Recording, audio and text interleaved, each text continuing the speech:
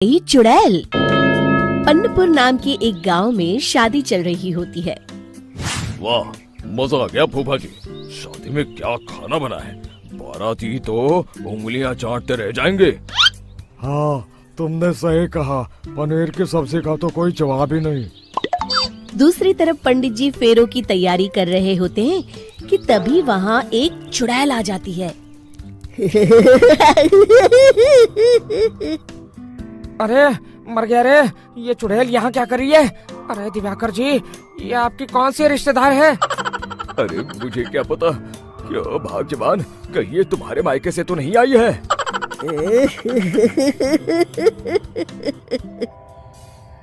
तुम लोगों की इस गांव में बारात लाने की हिम्मत कैसे हुई? मेरे रहते इस गांव में किसी की शादी नहीं हो सकती। अब तुम लोग देखो मैं क्या करती हूँ। अरे मर गया रे, मैंने सुना है ये जबान की पक्की है। भागो रे भागो, वरना ये चुड़ैल किसी को नहीं छोड़ेगी। हाँ, तुम सही कहते हो मोहन भाई। यहाँ से भाग लेने में ही हम सबकी भलाई है। देखते ही देखते शादी के मंडप में भगदड़ मच जाती है और चुड़ैल सब कुछ उजाड़ कर रख देती है। फिर एक दिन मोहन की शादी तय हो जाती है। अरे भाई, अगले हफ्ते मेरी शादी तय हो गई है, लेकिन इस चुड़ैल की दहशत के मारे तो मेरे हाथ पैर कांप रहे हैं। अरे मोहन, तुम्हारा दिमाग तो खराब नहीं हो गया? तुम अपने साथ साथ हम सब गांव वालों को भी बलि का बकरा बनाना चाहते हो? उस चुड़ैल के रहते तुमने अपनी शादी के बारे में सोच भी कैसे लिया?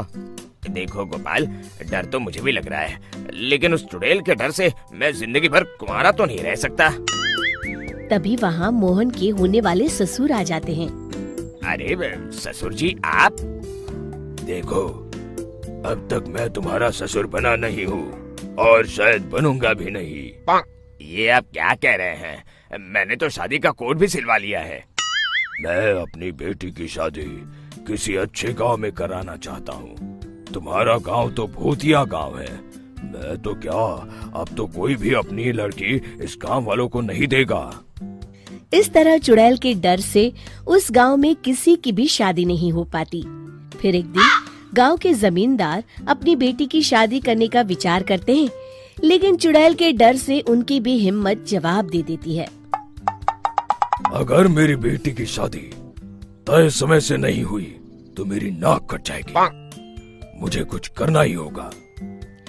एक सलाहकार के कहने पर जमींदार काशी से एक बहुत ही नामी तांत्रिक को अपने घर बुलवाते हैं, जो भूत चुड़ैल को पकड़ने में माहिर माना जाता था।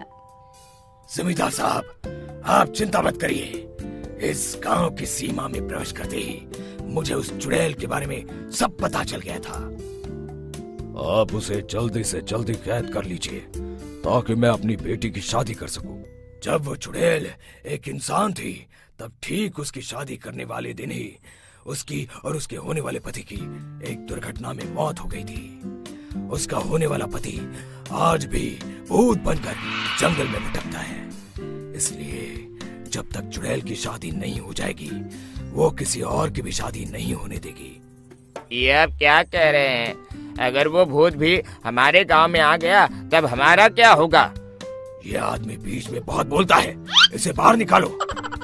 उसके बाद तांत्रिक बताते हैं कि अगर उस भूत के साथ चुड़ैल की शादी करा दी जाए तो वो चुड़ैल हमेशा हमेशा के लिए उस गांव को छोड़कर चली जाएगी।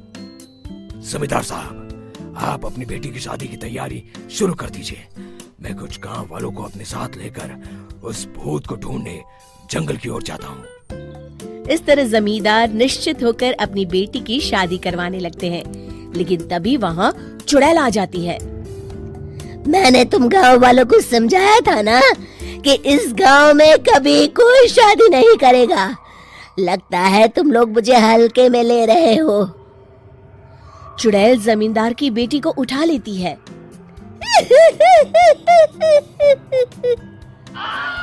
अब देखती हूँ बिना दुल्हन के तुम लोग शादी कैसे करोगे। मैं इसे अपने साथ ले जा रही हूँ। छोड़ मुझे, पिताजी, मुझे बचाइए। अरे कोई मेरी बेटी को बचाओ।